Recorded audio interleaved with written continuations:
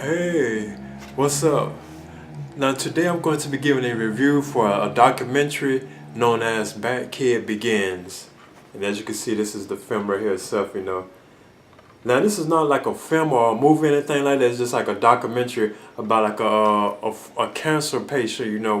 I think he survived, if I'm not mistaken, named Miles Scott, like a little kid. I think he's like 5 years old too, yeah. But he was diagnosed with leukemia, right? So at one point, he decides to actually become like his favorite superhero, which is Batman, and wants to like save save like the city and stuff like that. Which is like I'll touch on that in the review or whatever. But yeah, this is like a documentary based on like a real life thing that happened like a couple years ago about this kid named Miles Scott. And he was diagnosed with like a cancer, leukemia. So after this happened, his parents they requested for him to be like with the Make a Wish like foundation. They decided to like create this joint project where they let Miles become like Batman and save like the city of San Francisco for like the whole entire day. So they actually made like San Francisco kind of like Gotham City to a certain extent. So he has to face like the villains like the Riddler, like the Penguin, and stuff like that and so on. I thought it was kind of cool. The way they had it set up. So basically he's just becoming like Batman because of like him being like a leukemia cancer patient. That's why they went out their way to actually create this like project from the Make-A-Wish Foundation, which put together all this whole major event. Because when they had put it together, they had like thousands of volunteers, like city officials, like businesses and supporters, who went to San Francisco to actually put together the project for Miles Scott. And this is all part of like the Make-A-Wish like foundation like project basically. So yeah, that's what the documentary is about, and it's about Miles Scott, like the cancer like survivor, what patient, who wanted to become Batman, like his favorite hero for the day. Well, like it opens like with it talks about how his parents well, I think after they gave birth to him and stuff like that, but it opens with him them discovering that he had like the cancer, like the leukemia like cancer, when they found out that he actually had it basically. Because he had this knot on his face, and they had took him to the doctor, and at first the doctors had classified it as like an ear infection, but then it turns out, that as they went on, they took like blood samples from him and stuff like that, and they found out that he had leukemia, which is like a form of cancer, I believe.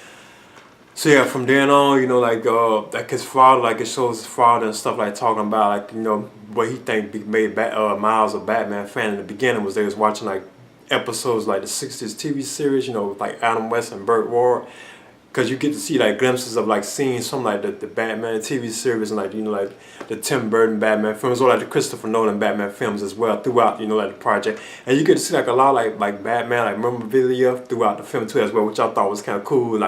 Plus you get to see all like the waves of like fans and stuff who like supported the project, which to me was amazing. That they can actually get that many people to show up to support Miles, and it's like his endeavor to be like the superhero Batman, so I thought that was kind of cool, and it's also kind of like touching too to a certain extent that you could see there was like so many like fans, who actually supporting him, like they had like their Batman stuff and everything, saying go like Batkid and stuff like that. So to me that's what was kind of like real like touching, to see that it was that many like the fans went that far for this kid, so I thought that was kind of cool. But yeah, like throughout it, he joins up for after they find out that he has leukemia, and they find out, like his father, like I said before, he explained that he wanted to become like his favorite super Batman, and he became a Batman fan. He believed from watching like the '60s television show. That's what kind of drew him into Miles into being a Batman fan. Plus, I think other thing too, because it opens with him playing with like Batman like action figures, like toys, where you put them into cars and stuff like that. So it shows all that. But yeah, they request like an offer from they request like the Make-A-Wish Foundation. They want to let their son become like Batman for a day or whatever. So the people get together, and as elaborate as it sounds, it seems kind of far-fetched. They actually managed to do this and put together this project for Miles Scott. So yeah, they do it, and then he becomes like Batman. They turn San Francisco into like kind of like not like Gotham, but they kind of set it up where they have like the traps and stuff like the Riddler traps. Like at one point he has to save like this woman from like a Riddler bomb, and then he has to put the Riddler in like this jail cell. I think he was trying to rob the bank or something like that, and they lock him up. So yeah, along the way as he's doing this, he's teamed up with like this former acrobat stuntman, you know. I forget what his name was, but he teams up with him, you know, and they actually have to. That's who trains him, and they put on their Batman suits, because the Batman suits they wear in the documentary are based on like the Christopher Nolan Batman films, and like Batman Begins and The Dark Knight or The Dark Knight Rises. It's that look of Batman, but they also have like Batmobile type cars too, like Lamborghinis, you know. And they have like the bat symbol, like this bat symbol, because this is my favorite bat symbol. You know, I'm a huge Batman fan. He's my favorite superhero too, as well. You know, so yeah, this is the symbol that they have on the car. But yeah, that's basically what it's all about. You know, he does all this, and it seemed kind of far fetched that they would go to that extent, you know, to do this for his kids. You know, but that's basically what it was all about, basically. But then you get, I like that you get to see like like Batman toys and like clips and like memorabilia and stuff like that throughout the documentary too. You know, Hans Zimmer, he even comes on and discuss how he put the music together and stuff like that and everything like that, because you know he did like the soundtrack for the Dark Knight trilogy. You know, like Batman Begins, well, the Christopher Nolan films, basically. You know. Plus, you also get to see like glimpses of like Star Wars like type stuff in the film too as well, you know, which I thought was kind of cool. And they're my two favorite franchises, like Star Wars and Batman, you know. So it's kind of cool seeing that link, you know, between the two, you know, as well.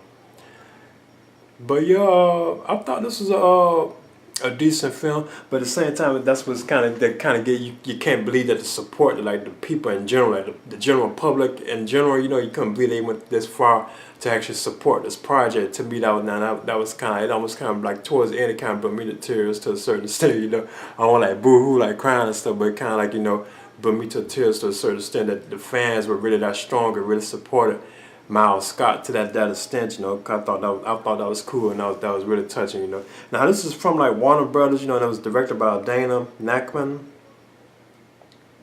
and it was released. I was gonna go to see it in the theaters, but it didn't play here, like in like the Tampa area. It could have been in Florida, but like in this particular area, it didn't really play anywhere where I could actually go and see it, because I went and saw it, you know. So I just actually waited till it actually came on video. As far as I know, they don't have a Blu-ray of it, but as you can see, there's like Miles Scott on the cover, you know, and he has on like the Christopher Nolan era like Batman suit, you know. And it's not really that long. It's only like I think like an hour and 20 something minutes, you know. But in the end, I would give Batkid Begins, I would be giving this like a B. I thought it was cool, but at times, you know, what keeps it from being excellent is it kind of like it jumps all around. You know, they could be talking about like Miles, or they could be talking about Batman, and they could be talking about this and that. It's like it's like all over the place, you know. But I still thought it was like fun, you know. It was kind of funny, you know, and it was just cool seeing like the fan support for like the hero himself, you know, as like Batman too, you know.